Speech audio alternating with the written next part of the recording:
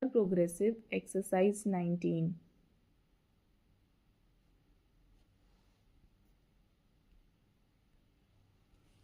I have great pleasure in welcoming you to the 8th annual meeting of the All India Council for Technical Education. You are aware that the constitution of the council has recently been revised in order to make it a more compact body, and the council, as recognized, is meeting today for the first time. I will therefore crave your indulgence for a few minutes to refer to the circumstances in which the Council was originally set up and the work it has accomplished in the last 7 years. It was in January 1944 that the Central Advisory Board of Education recommended, at the instance of the Technical Education Committee of that body, that the government should set up a central organization to stimulate, coordinate, and control the provision of technical education on an all India basis. The government considered that recommendation and set up the All India Council of Technical Education to survey the whole field of technical education and to advise them on measures that might be taken from time to time for development in this field. Shri Sarkar was appointed chairman of the first council, and he served for 2 terms with conspicuous ability. I must take this occasion to recall to your memory the services which he rendered as the first chairman of the council. I am sure you will all agree that his death is a great loss to the cause of technical education in the country. In retrospect, we now see more clearly one of the reasons for the establishment of the Council.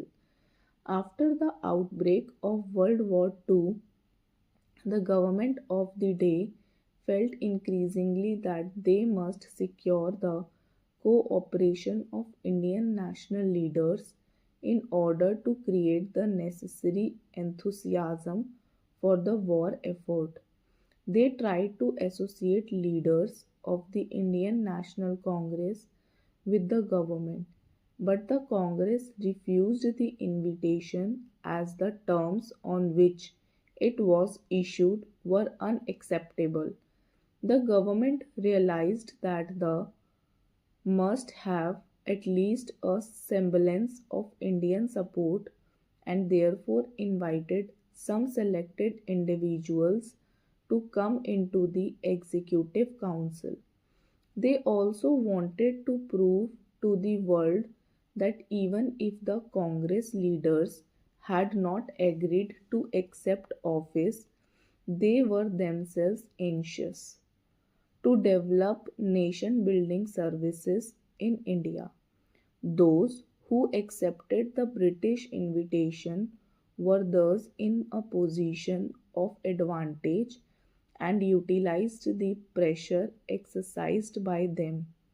I have watched closely the valuable contribution of the Council towards the development of technical education in the country since its inception.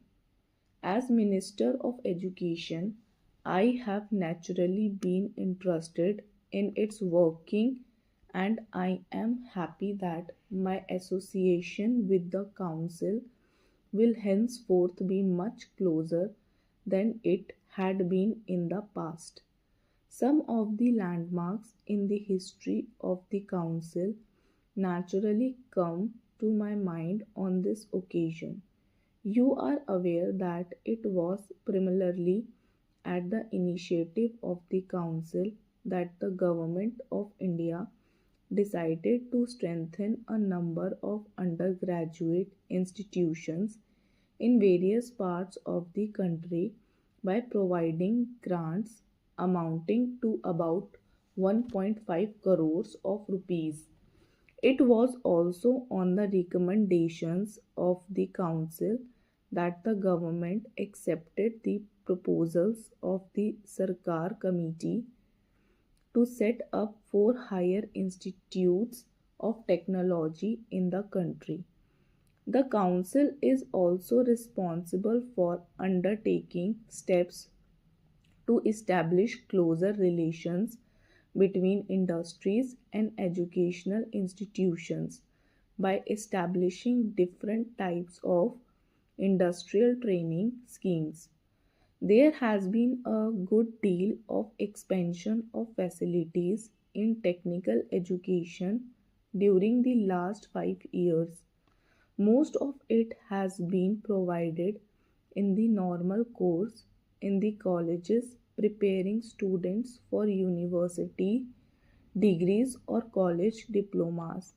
I understand that the miss intake of engineering degree courses has increased from about 2500 to over 3700 in the last 5 years. The intake in engineering diploma courses has also increased from about 3000 to almost 5000 during the same period. In fact, there are some experts who hold that the expansion in facilities has been too rapid and that there is not enough scope for the employment of the persons trained. Others hold equally strongly that even today we do not have an adequate number of properly trained personnel for the various approved projects and purposes. What is therefore needed is a review of our requirements not only in terms of numbers but also in terms of the type of training necessary.